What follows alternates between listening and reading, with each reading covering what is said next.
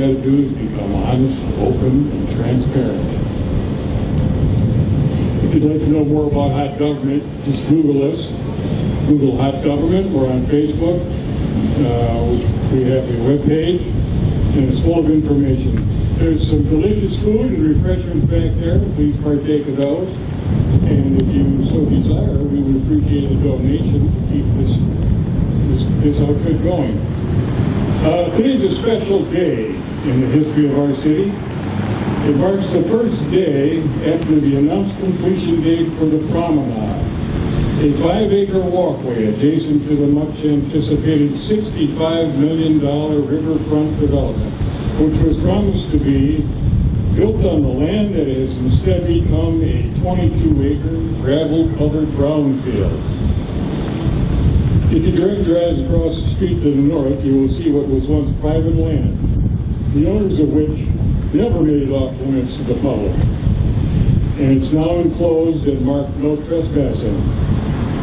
If you reflect back to an earlier time, June of 2014 to be precise, you might remember the grand announcement that was made one sunny afternoon about a game-changing development that would transform a large parcel of land in the heart of our city and open the area to the public for the first time in nearly a century. We were told that commercial tenants were already pre-leasing, and anchor tenants, large, long-term, stable businesses, were expected to sign on within 30 to 45 days. There would be shops, a restaurant, 100 beautiful new apartments, a daycare center, high-tech firms, and perhaps even a grocery store. The people of Racine were going to experience a sense of excitement and optimism that would revitalize the entire community.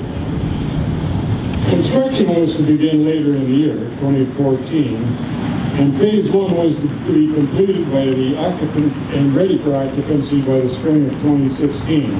You can see where there were once several historically significant buildings that had been around for about a century and were predicted to be the backbone of a bustling and stable neighborhood in a revitalized city for probably 100 years to come. We have now a gravel-covered wasteland behind a cyclone fence that prevents any and all public access. All those historically important buildings which we were told were in excellent condition are gone. It shouldn't take a genius to figure out that something went terribly wrong. Well, we're here today to give recognition to the major players in this embarrassing and expensive boondoggle. Not because we hate them, but because we think it's important to know who they are, so that people will not make the mistake of once again trusting them with our hard-earned money. You may wonder why we've chosen this day for this event. Well, when the city applied for a $430,000 grant from the Department of Natural Resources, it was promised that the money would be used to finance the purchase of land, which the city actually already owned, and to build a lovely walkway for our enjoyment, the Promenade. The project was slated for completion in the autumn of 2019, and those of you who are keeping track will realize that today is the first day of winter, so it actually should have opened yesterday. So right now I'd like to call Carrie Glenn, the alderperson for the 10th District, to come on up and do the ceremonial ribbon cutting here. Come on up, Carrie. Show her a little appreciation, would you? She's tough. She's determined. I am going to hang in until this ribbon is you're cut. doing a fine job. So we can open up that promenade. You know, it's taking a lot less time than the actual promenade is taking. Oh, there it goes! The promenade is now open. Thank you, Carrie. You are welcome, and I will give you. Who's going to be first to walk down the promenade? Here's a bit of information that some of you probably haven't noticed. There were about a dozen businesses operating in the buildings that have been torn down. Some of them more active than others, but all of them generating business activities, bringing money into the community and paying taxes. Many of those businesses have simply ceased to exist. and many of the people involved in them have had their lives turned upside down, which is not only shameful, but was done in a way that is in violation of Wisconsin law. Even worse, the city seems to have gone out of its way to continue to harass these citizens and deny them their rights to relocation assistance. We're going to read the names of these businesses now and toll the bell for each one that was lost, much like the ship's bell is tolled for those lost lives when a boat goes down at sea. First one that was relocated or driven out of the complex over there is Jensen Metals. The second one is the Racine indoor motocross, which was a motocross track in one of the large buildings. It was one of the biggest indoor facilities in the country. It was very popular with motocross riders. There we go. The Marquette Warehouse.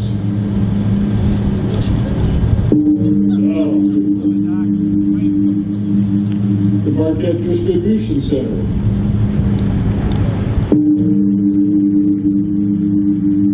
Urban Sustainable Aquaponics, which raised fish and produce. The Riverside Business Center.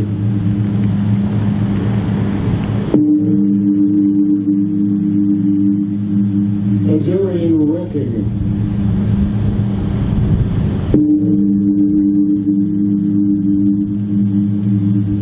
Of Racine.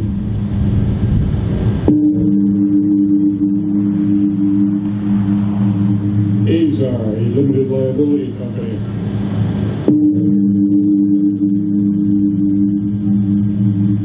The Azarian Marina.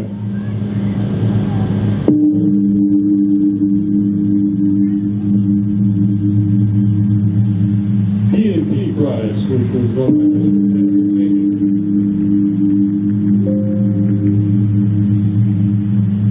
Racine Baseball Cooperative.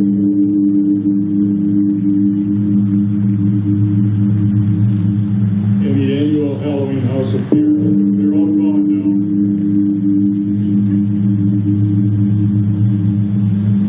That's it. That's a roster of the businesses that were displaced by this project that ended up never being completed and ended up costing $10 million plus to the taxpayers of the city of Racine. Okay, I'm going to bring Carrie Glenn up here now. She's going to speak to us for a few minutes. She's been an indispensable member of the 4th of July Parade Committee. She's a wife, mother, and grandmother, and is in the second year of her first term as an alderwoman representing Racine's 10th District. She's not afraid to speak her mind and has become a solid addition to the council, who is deeply appreciated by her constituents. Alderman Carrie Glenn, and that's with two N's.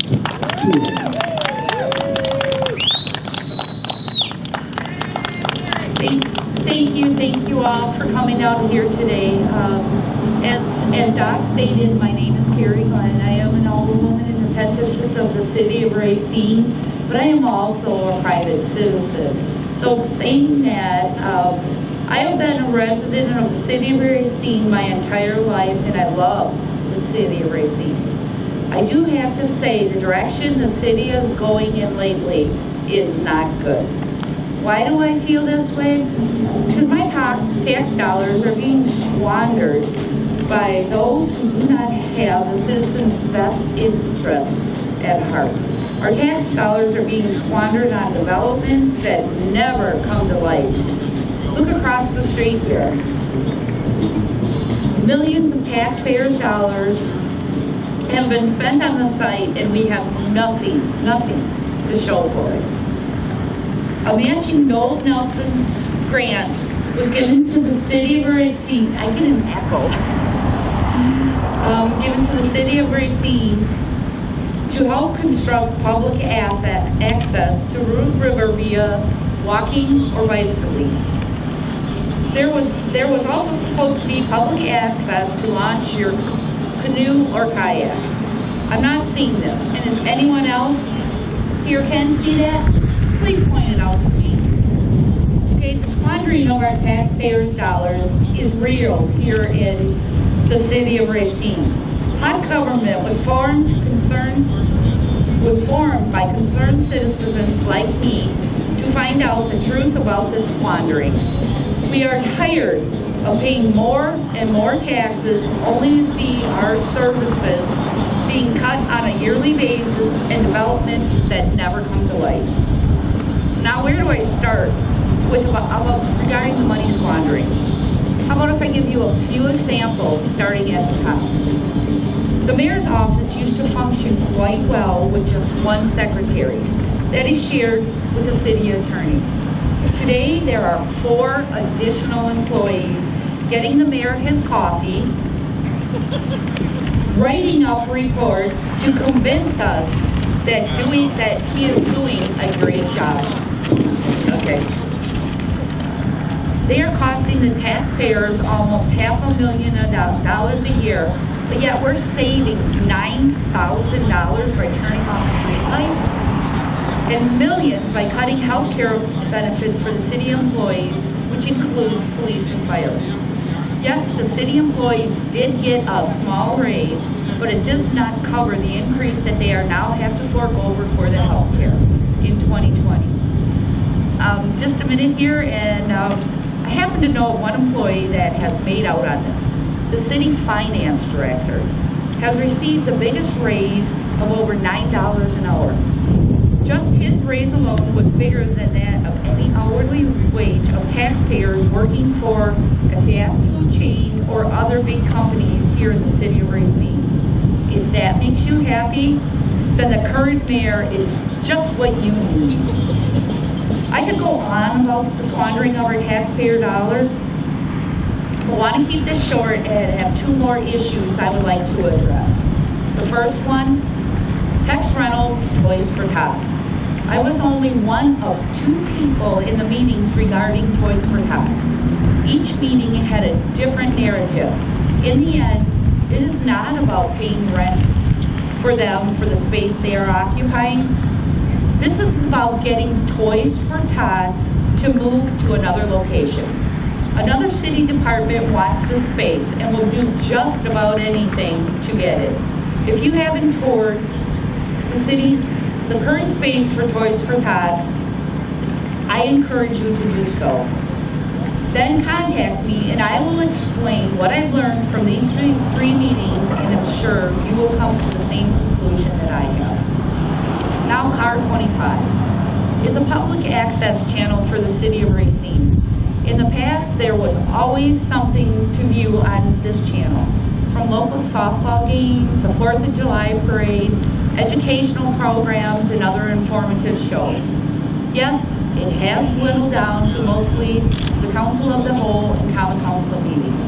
Many residents got their information about the ongoings at City Hall on Car 25, but not no longer. The equipment has been overheating for months now and no longer runs properly. This was only brought to our attention after it completely shut down and after we approved the 2020 budget. Something's not right there. So Car 25 has gone dark. This is a problem and needs to be fixed. And I just want to say thank you all for joining us today, and please continue to watch what Hot Government has planned in the future. Merry Christmas. 2.5 years ago, he filed a citizen's complaint about the criminality that had taken place down at Machinery Row. It's cost taxpayers more than $10 million so far, and it's going to cost a lot more before this thing is all over with. Dennis is going to be a candidate for the 4th District as an alderman in the next spring election. And today he's going to tell us the story of the complaint that he filed and how the district attorney has been ignoring it for 2.5 years. It's my pleasure to introduce Dennis Monte. Please show him your appreciation.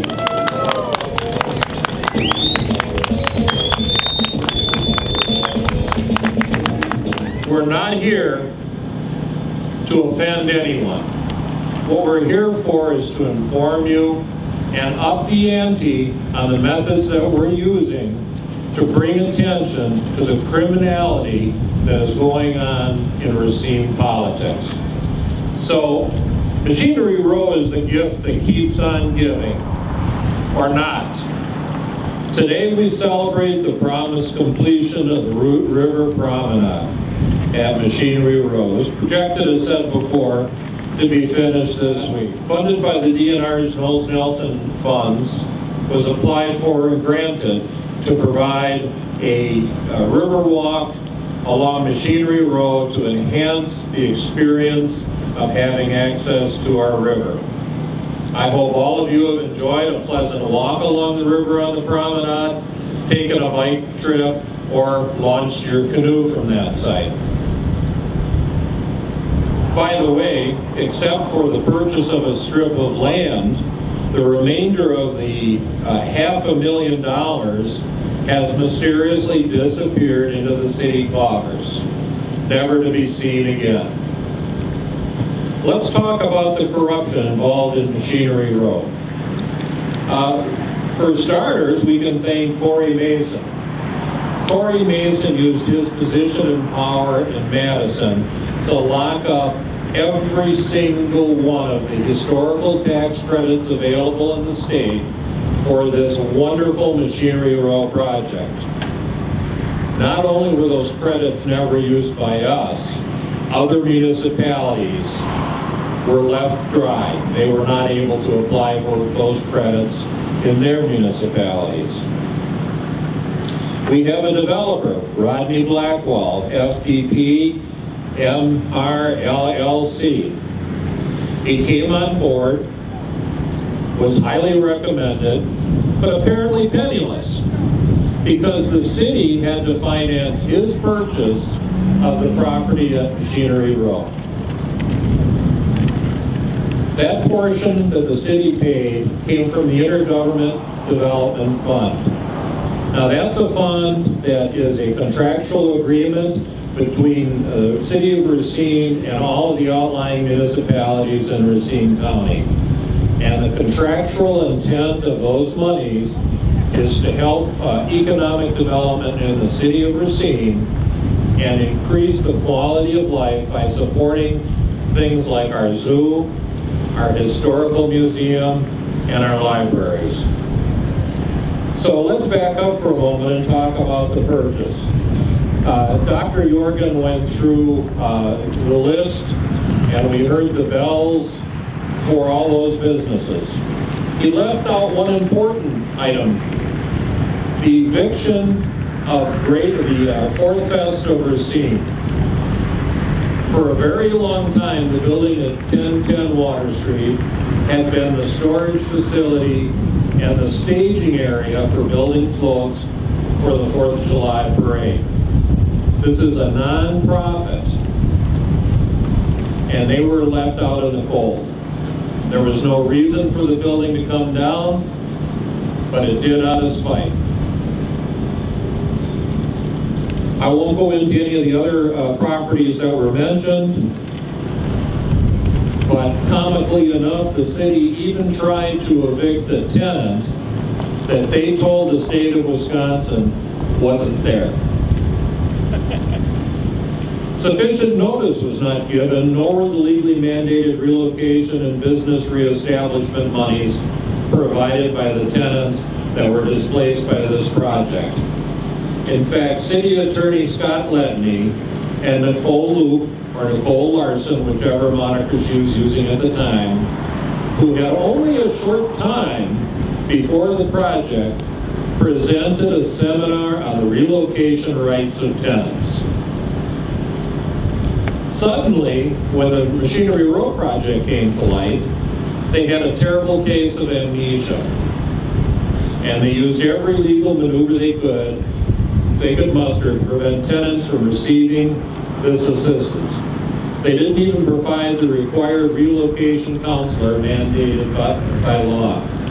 But wait, John Dicker's buddy, Monty Osterman, who had knowledge of this upcoming project and chose to store a couple slabs of stone on the building at Mound Avenue, which was imminently scheduled to be destroyed, and by the way is still standing, was immediately given a very, very nice resettlement package for moving that stone. Let us look north. Take in the awe-inspiring historical economic development that was promised to be a game changer for the Racine city area. The criminals involved in this project have thus far gotten away with their deception and lies.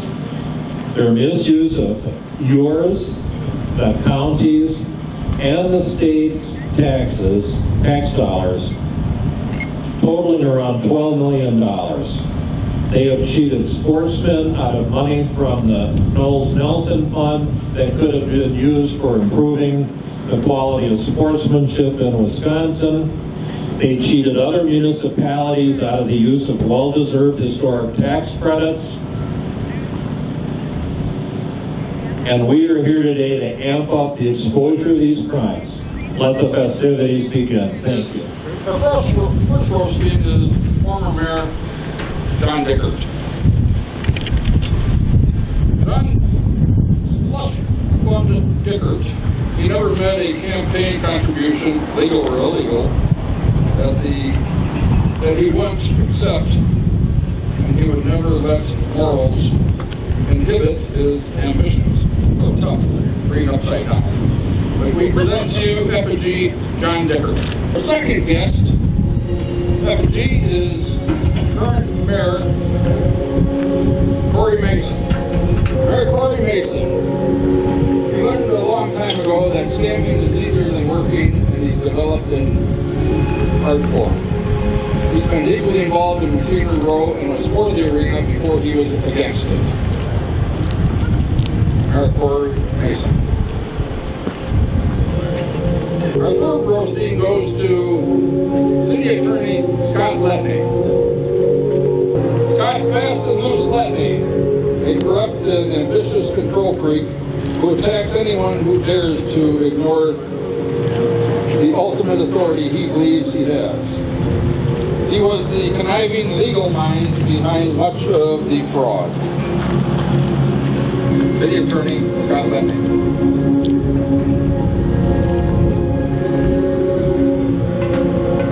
County District Attorney Patricia Hansen.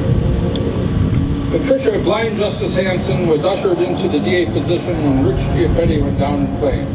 She has methodically ignored a criminal complaint filed on Machinery Row crimes for 2.5 years, but will come after you for a picture of a toy gun on Facebook. District Attorney Patricia Hansen.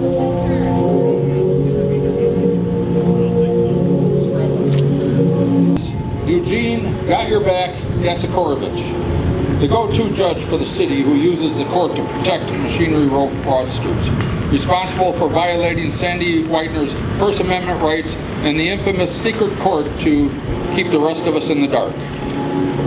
Circuit Court Judge Eugene Yasikorovich.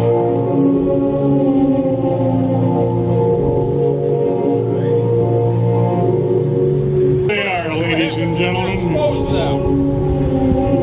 5 of Racine's finest. That's it for today. We thank you all for coming. Hang around for a little bit, talk to each other, and visit with us. Enjoy some of the food back there. And I hope you all have a Merry Christmas. So thanks again for being here. We hope you had a good time. And look for future activities on the part of Hot Government. Thank you.